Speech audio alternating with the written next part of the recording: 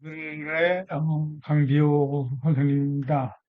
오늘 강의는 유튜브 논술 강의 9강, 초보 논술 교실의 5강입니다.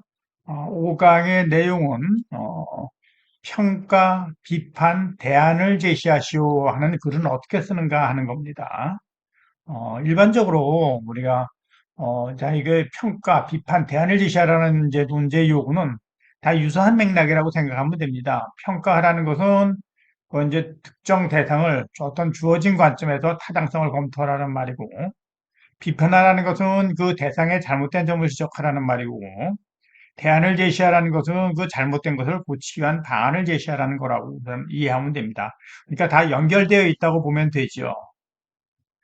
즉, 평가는 그 평가 대상이 타당할 수도 있고 타당하지 않을 수 있습니다. 평가 시험입니다. 옳다, 그러다, 타당하다, 타당하지 않다. 타당하다, 타당하지 않다라는 소수로가 제일 많이 쓰입니다. 그리고 비판은 타당하지 않다라는 것을 틀렸으니까 잘못된 것이 있으니까 비판하라고 그러겠죠. 타당하지 않다는 것을 전제로 왜 타당하지 않은가, 어떤 면이 잘못되었는가 하는 것을 잘못된 점을 구체적으로 지적하라는 거고, 대안을 제시하라는 것은 그 잘못된, 더 나아가서 그 잘못된 점을 바로잡기 위한 방안을 제시문 내용에 입각해서 찾아쓰라는 말로 이해하면 됩니다. 그러니까 다 연결되어 있는 얘기예요. 단계적으로 평가시오, 그 다음에 타당하지 않다. 그럼 왜 타당하지 않은가? 뭐가 잘못됐는가? 비판하시오. 그 다음에 그 비판 대상에 있어서 그것을 개선하기 위해서는 어떻게 해야 되는가? 대안을 제시하시오. 이렇게 단계적으로 나간다고 생각하면 됩니다. 먼저 평가를 하기 위해서는 그 평가의 기준이 있어야 돼요. 그래서 항상 특정 제시문의 관점에서 어, 그 어떤 입장에서 다른 제시문을 평가하라고 합니다. 수험생들이 마음대로 주관적으로 생각할 기준에 따라 평가하라는 경우는 절대로 안 합니다. 항상 평가의 기준을 줘요. 제시문 가의 입장에서 제시문 나의 주장을 평가하시오. 뭐 이런 식으로. 그래서 이거 역시 평가 대상이 되는 제시문과 평가 기준이 되는 제시문 간에 공통되는 요소를 찾는 것이 우선 둘 다 무엇에 대해서 이야기하는가 하는 공통점을 찾는 것이 우선 선결되어야 합니다. 그다음에 비판하기라는 것은 게시문에 나타난 비판 대상의 주장에 잘못된 점이나 주장하는 과정에서의 논리적 잘못 등 비판 가능한 요소에 대해서 문제에서 주어진 입장에 입각해서 적절한 근거를 찾아서 서술하라는 겁니다. 또 수험생들 마음대로 비판하라는 게 아니에요. 항상 그 비판의 기준을 주는 겁니다. 따라서 일차적으로 비판이 되는 대상 상대방 주장의 논거를 우선 올바로 이해를 해야 돼요. 그다음에 비판 대상의 주장을 정확하게 이해하지 못하고 비판할 경우는 잘못 오류에 빠질 수가 있다. 습니다. 어, 그래서 제대로 비판하기 위해서는 먼저 우선 상대방의 견해를 있는 그대로 잘 이해를 해야 됩니다. 객관적으로 주장하는 것을. 그래서 비판에 앞서 이해의 과정에서 상대방이 펴고 있는 논리의 범주에 대한 이해, 사용하고 있는 용어의 개념에 대한 합의, 자료의 신빙성에 대한 검토 등 이런 생각을 해야 됩니다. 이런 것에 대한. 항상 그 비판하는 과정에서 주의할 점은 비판의 기준이에요. 반드시 논제에서 주어진 입장에서 근거를 찾아서 비판을 해야지 수험생들의 주관적인 입장에서 마음 놓고 비판을 하는 게 아닙니다. 마음대로 하라는 게. 비판의 초점은 주장이나 근거의 타당성 여부를 지적하는 것입니다. 상대 입장에 그냥 마음에 들지 않는다는 의견을 제시하거나 적절치 못한 근거로 비판하게 되면 논제의 의도에서 벗어난 답안이 되는 거예요. 어, 가장 일반적인 그 비판하라는 문제 유형은, 논제 유형은 한 제시문의 관점에서 다른 제시문의 관점을 비판하는 겁니다. 제시문 가의 입장에서 제시문 나의 주장을 비판하시오 하는 뭐 이제. 요즘엔 이런 게 자주 나오더군요. 둘 이상의 제시문을 주고 그들을 대립하는 두 개의 입장으로 분류한 뒤에 하나의 입장에서 다른 입장을 비판하시오 하는 겁니다. 각기 다른 입장을 나타내는 여러 제시문이 주어지고 이들 가운데 하나의 입장을 선택해서 나머지 주장을 비판하라 하는 경우도 유사한 맥락이라고 다 같은 거라고 보면 돼요. 그래서 이 비판하라는 문제는 제시문의 분류, 선택, 견해 제시 등 다른 것들을 다른 이제 그 논제 요구와 결합해서 출제되는 경우가 대다수예요. 어, 비판 자체가 답안이 되기도 하고 이 비판의 다음 단계인 대안을 제시하는 중간 과정이 되기도 합니다. 양쪽 논거를 뒷받침할 자료로 도표당, 도표동 뭐 이런 것들이 주어지면서 이들 자료가 적절한가 하는 해석에 따른 문제가 이제 같이 나오는 경우도 있습니다. 대안 제시를 요구하는 문제는 일반적으로 비판하는 요구와 함께 복합적으로 이렇게 항상 출제됩니다. 어, 먼저 대안이 필요한 상황을 정확하게 이해하고 잘못된 부족한 상황을 그 상황에 맞는 구체적인 대안을 합당한 근거를 들면서 논리적으로 제시하는 것이 키 포인트예요. 관건입니다. 우선 대안 제시형 논제를 해결하기 위해서는 잘못된 대상이 무엇인가, 뭐가 잘못됐다라는 것을 분명히 얘기를 해줘야 됩니다. 대안 제시에서 잘못된 대상은 문제점이겠죠, 당연히. 대안이 필요한 상황이랑 곧 해결해야 하는 문제점이 있다는 얘기니까요. 주어진 상황에 어떤 문제점이 있는지, 그 문제점 중 가장 중요한 본질적인 것이 무엇인지를 한번 따져봐야 됩니다. 이를 토대로 제시문의 내용을 참고로 해서 주어진 문제를 해결하기 위한 방향은 어떻게 해야 된다. 그리고 이를 구체적으로 대안을 제시할 때는 항상 좀 구체적인 것을 제시하면 좋은 점수를 줍니다. 최대한 실현이 가능하고 구체적인 대안을 제시할수록 높은 점수를 받을 수 있는 겁니다. 어, 보통 이런 문제가 나오죠. 뭐 주어진 관점에서 평가 비판하라는 거는 뭐 글, 게시문 다와 관련하여 글 다에 그려진 삶의 방식을 평가하고 미디어 문화의 바람직한 미래상에 대한 자신의 견해를 논술하시오. 뭐 이런 뭐 제시문 라의 의미를 다양한 관점에서 해석하고 그것을 바탕으로 제시문 가의 논지를 평가하시오. 상당히 까다로운 문제들입니다. 나와 다른 인간 개인의 본성에 대한 글이다. 나의 입장에서 다의 논지를 비판적으로 검토하시오. 다 비판하라는 얘기예요, 이제. 음. 역시 실제적으로 예시 문제를 보면서 우리가 답안을 어떻게 그 구성했는가 하는 것을 갖다가 이렇게 알아보는 것이 더 쉽습니다. 말로만 이렇게 그냥 하는 것보다. 오늘의 예시 문제는 제시문 마와 바의 인간관을 요약하고 쉼표를 합니다. 여기서 문단을 나눠야겠죠. 그러면은 그 둘을 각각 따로따로 제시문 사의 관점에서 비판하시오 하는 문제입니다. 제시문 마와 바, 사 이렇게 세 가지가 있는데 앞에 뭐 가나다라도 다 있었겠죠. 어, 그래서 우선 마와 바의 인간관, 인간을 어떻게 바라보고 있는가 하는 것을 요약을 하고 어, 간단하게 그리고 그 둘을 제시문 사의 관점에서 뭐가 잘못되었는가 하는 것을 비판하라는 옛날 이화에 대해서 나왔던 문제입니다.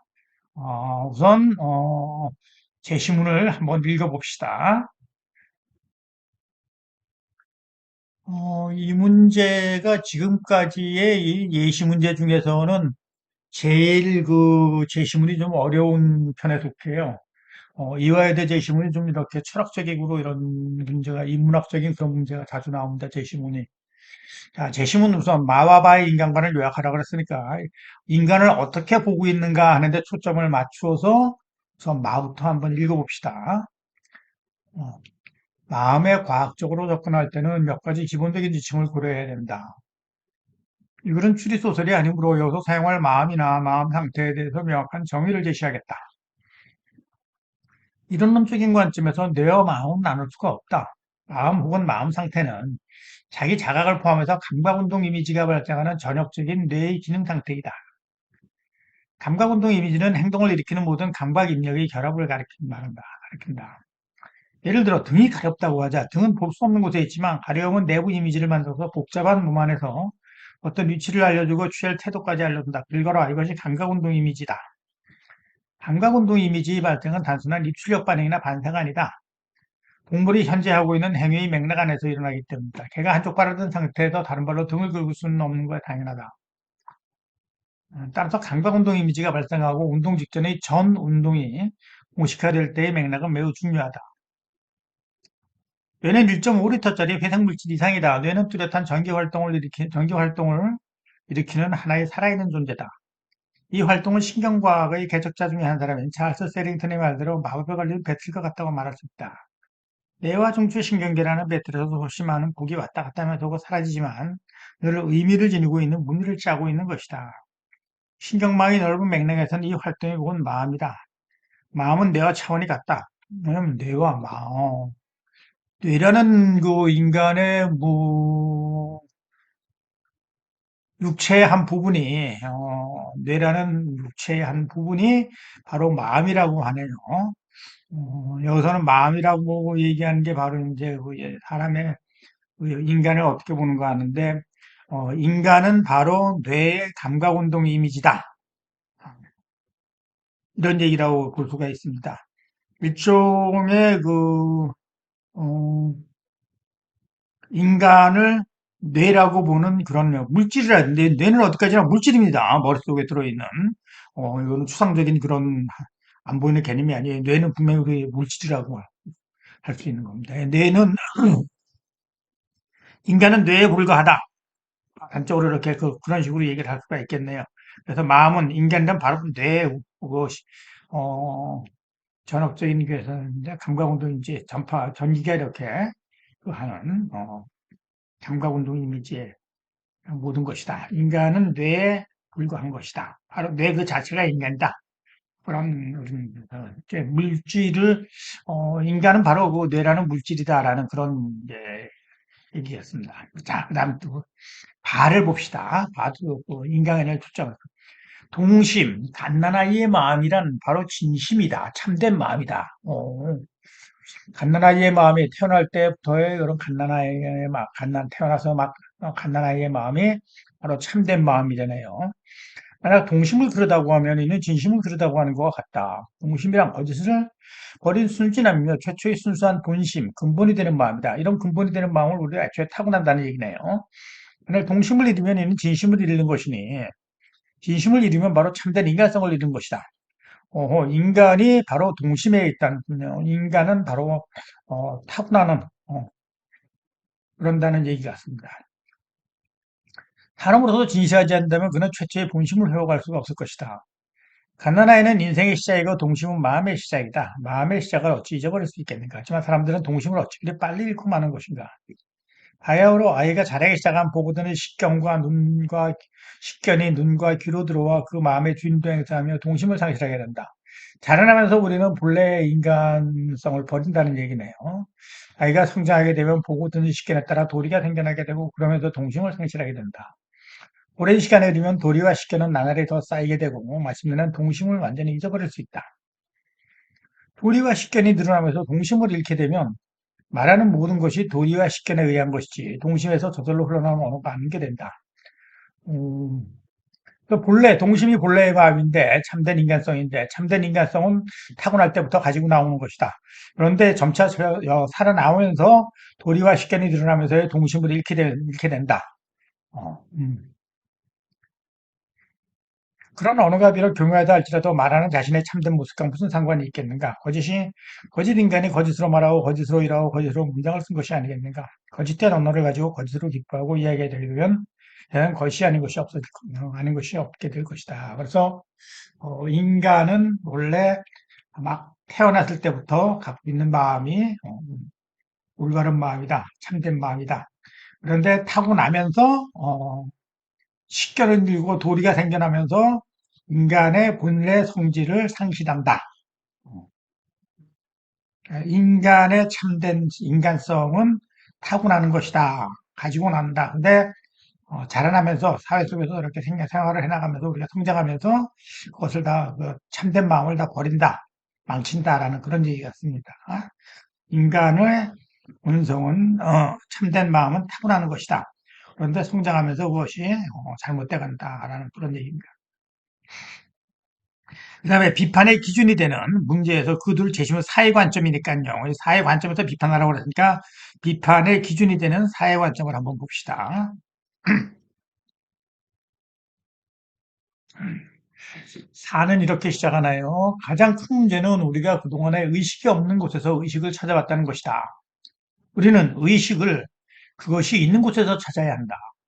의식은 우리 안에서 일어나는 무엇이 아니다. 의식은 우리 안에서 일어나는 그런 어떤 것이 아니잖아요. 그래서는 의식이란 말을 갖다가 이제 인간을 갖다 상징하는 그런 얘기를 말하는 것 같습니다. 그것은 우리가 하거나 만드는 무엇, 더 적절히 말하면 우리가 획득하는, 후천적으로 획득한다네요. 나중에 그렇죠. 타고나는 것이 아닌 획득하는 것이래요. 의식은 소화 과정이나 추가다 가깝다. 진정으로 과학적인 의식 연구란 의식을 신경계에서의 사건과 동일시하는 연구뿐이라고 믿는다면 이것은 시대에 뒤떨어지는 환원주의의 단편에 불과하다. 그것은 우울증의 뇌의병이라는 생각과 TV와 마찬가지다. 연결 중입니다. 그것은 우울증이 뇌의병이라는 생각과 마찬가지다. 한 가지 의미에서 그것은 분명 사실이다. 우울증에는 신경적인 징후들이 있다. 약물요법에 들어 뇌에 직접 조치를 취하면 우울증에 영향을 줄 수 있다. 하지만 다른 의미에서 그건 분명히 사실이 아니다. 신경 용어들만으로 사람들이 어째서 우울증에 걸리는지 또는 이 사람이 지금 여기서 왜 우울해하는지 이해하는 것은 도저히 불가능하다. 이거 앞에서 제시문 어, 마에서 이야기하는 인간은 뇌라는 그런 뇌의 그 활동에 불과하다라는 그걸 갖다 지금 여기서는 부정하네요. 어,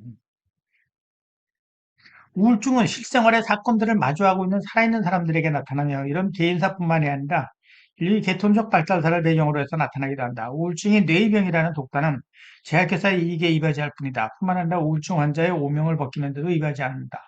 좋은 일이다. 하지만 그러나 틀렸다. 의식의 이해에서 앞으로 나가면 우리는 내부의 신경을 향해 즉 세포 수준의 작은 구조에 초점을 맞추는 미시적인 초점을 포기해야 한다. 의식은 환경에 접속되어 있는 완전한 사람이나 동물의 역동적인 삶의 자리를 잡고 있다. 사람이나 동물의 능동적인 삶에 대해 이러한 관점을 취할 때만 뇌가 의식의 경험에 기여하는 바를 이해하기 시작할 수 있다. 인간의 경험은 세상 속에서 타인들과 어우러져 펼친 한편의 춤이다. 당신은 당신의 뇌가 아니다. 여기 진짜 아주 해쉬운 바의 내용을 아주 극단적으로 그렇게 부정하네요. 인간의 경험은 세상 속에서 타인과 어우러진 한편의 춤이 됩니다. 인간이란 경험 속에서 다른 사람들과 어우러지면 한편의 춤이다. 예, 인간은 그래서 거기서 완성된다라는 얘기가 같습니다. 당신은, 당신의 뇌가 아니다. 우리는 자신의 생각과 감각이라는 감각에 갇혀 있지 않다. 우리 자신에 갇혀 있지 않대요. 우리 의식의 현상은 삶 자체의 현상처럼 세계를 요구하는 역동적인 과정이다. 우리는 환경이라는 집안에 있다. 우리 머리 밖에 있다.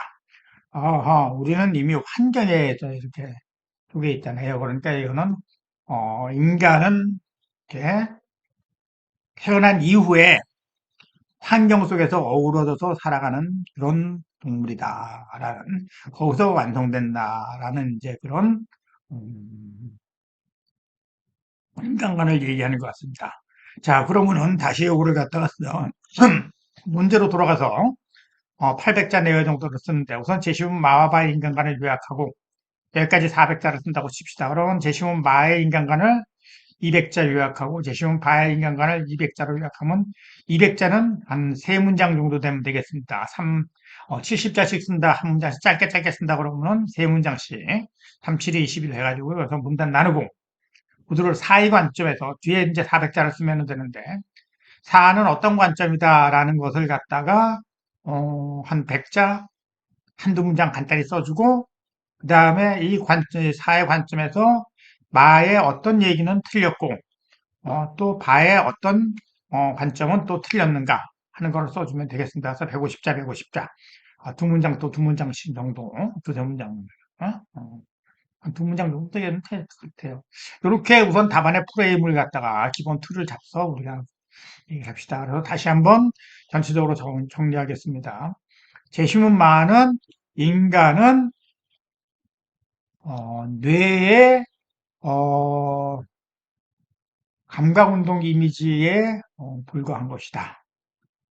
음. 마음은 뇌와 차원이 같다. 그냥 인간이란 뇌의 활동을 하는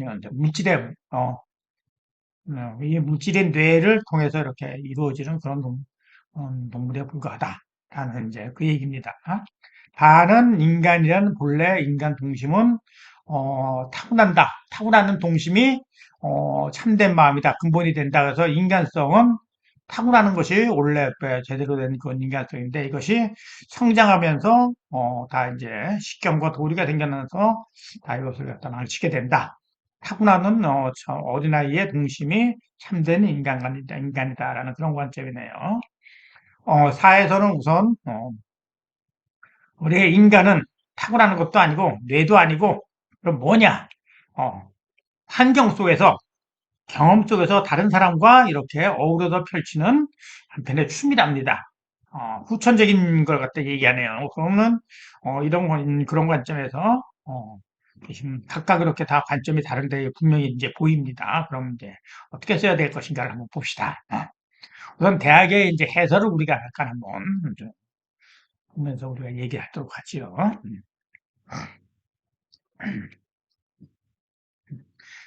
이 대학의 문제 해설에 나오는 그걸 그대로 인용한 겁니다.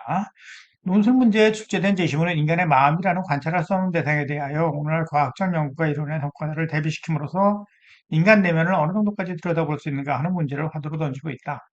인간의 마음과 상호관계는 그동안 근대적인 패러다임 속에서 이성과 합리성을 중심으로 이해되어 왔으며 그와 대비되는 감정 및 감각의 문제는 상대적으로 등한시되어 왔다.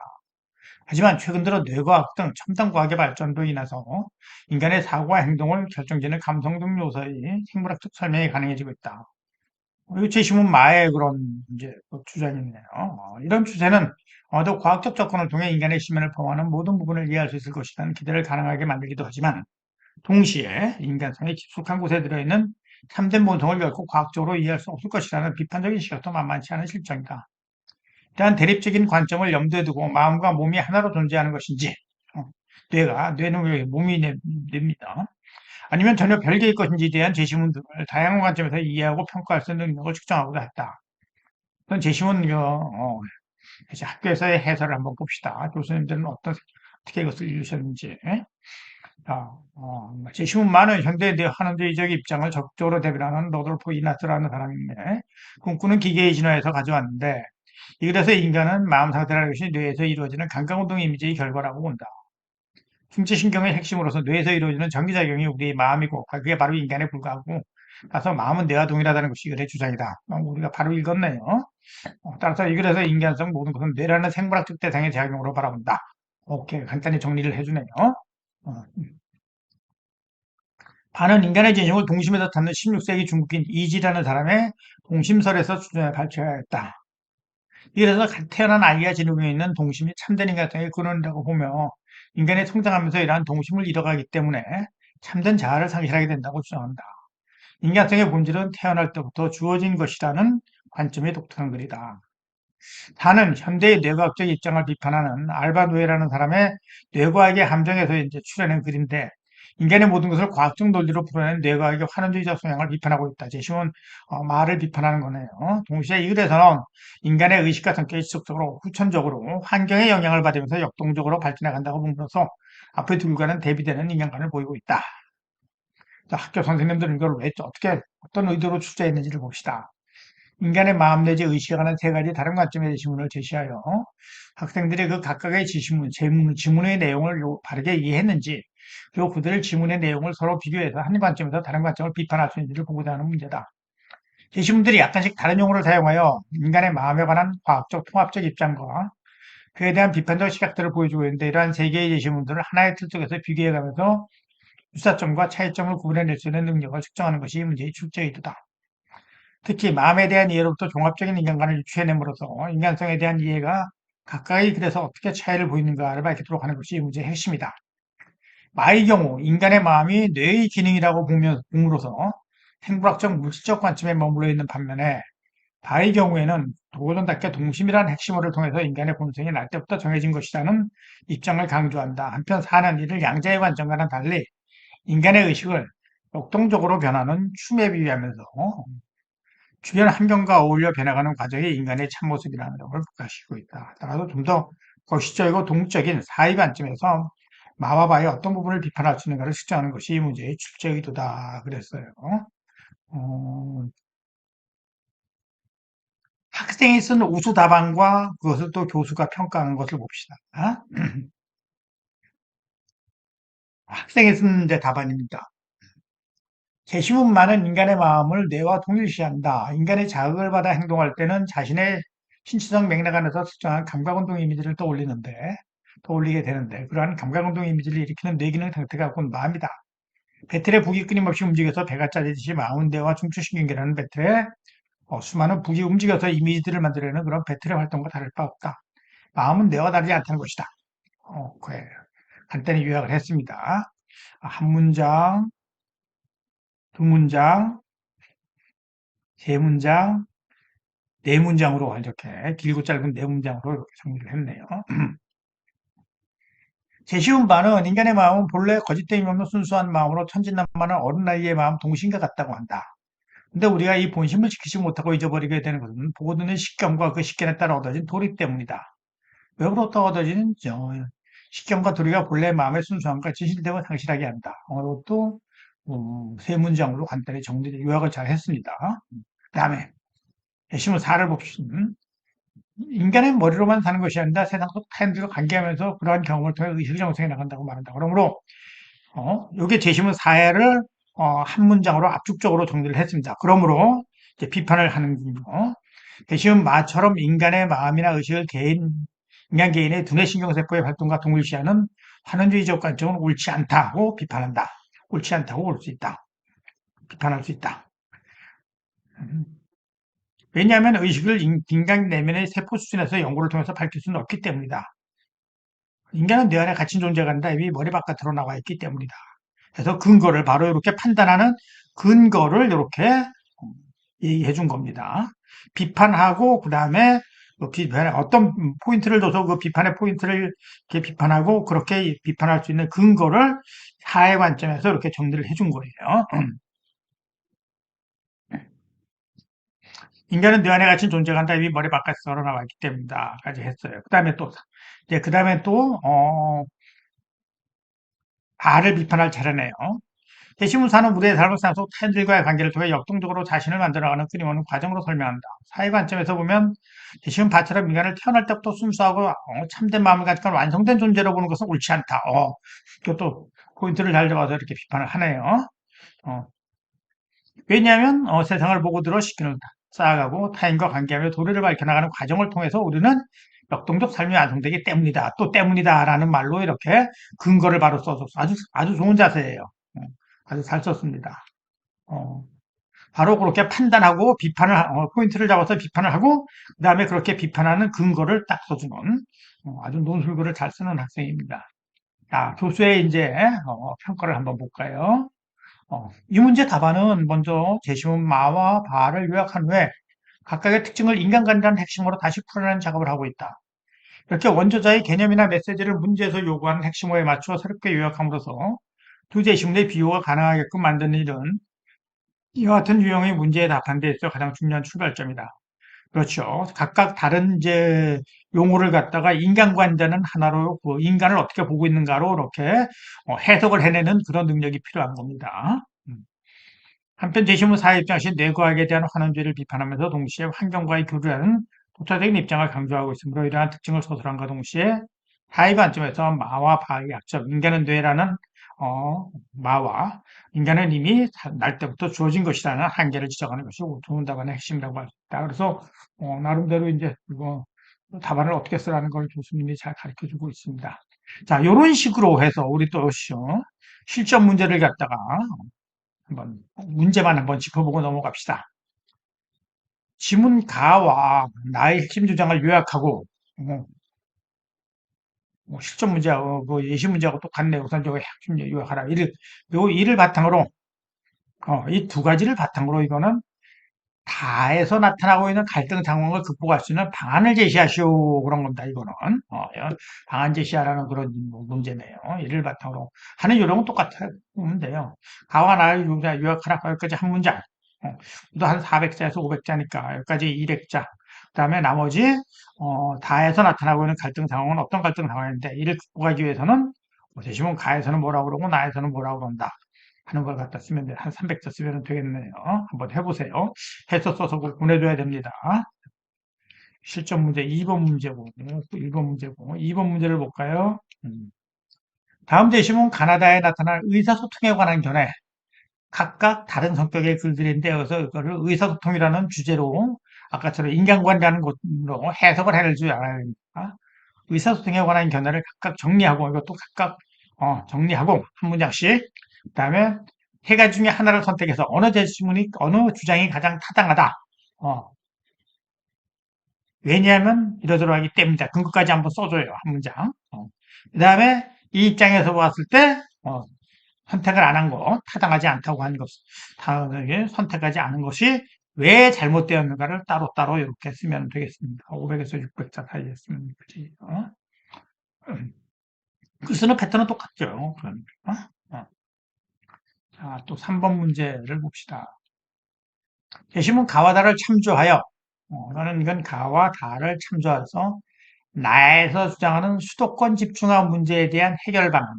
나에서 수도권 집중화 문제에 대해서 어떻게 하면 해결할 수 있다라는 해결 방안을 얘기하고 있는 모양인데 그것이 가의 입장과 다를 봤을 때 왜 잘못되었는가 하는 것을 비판하라는 얘기입니다.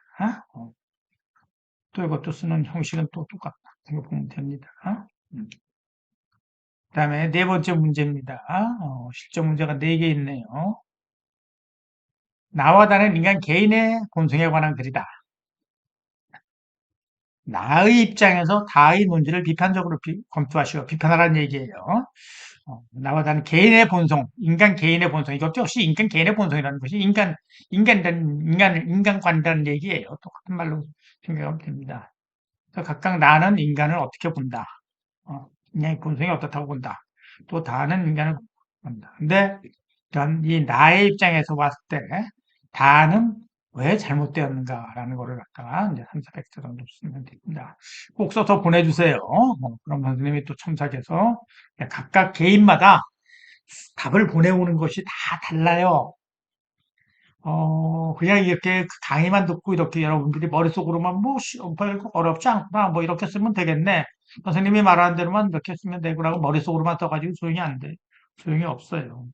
여러분이 다 일일이 써가지고 그것을 가지고 선생님이 이제 검토를 해서 이 친구는 글을 어디를 어떻게 잘못 쓰고 있구나. 어떻게 생각을 잘못했구나 하는 거를 개인마다 다 수정을 해줍니다. 메일을 보내주면서 첨삭을 하면서 그것을 다 수정을 해서 그게 사실은 가장 중요한 작업입니다. 이 프로그램에 제일 중요한 게 그렇게 해서 각 개인마다 여러분 학생들 개인마다 써서 보내는 답에 어떻게 해서 이것을 완성된 좋은 합격할 수 있는 좋은 답안으로 만들 수 있는가를 지적해서 보내서 여러분들이 다시 한 번만 써보면은 그때는 정말 완벽한 답안을 만들 수 있을 거예요. 거기까지 그 과정까지 하게 되면은 따라오는 사람은 정말 이제 그 논술로 대학에 가는데 큰 어려움을 가지지 않을 겁니다. 자, 오늘도 한 30분 좀 넘어 강의를 했습니다. 여러분들이 써서 보내는 답안을 기다리고 있을게요. 자, 열심히 씁시다. 음. 자, 네이버 논술 카페 생각과 그래 강비호 선생님이었습니다. 다음 시간에 또 봅시다.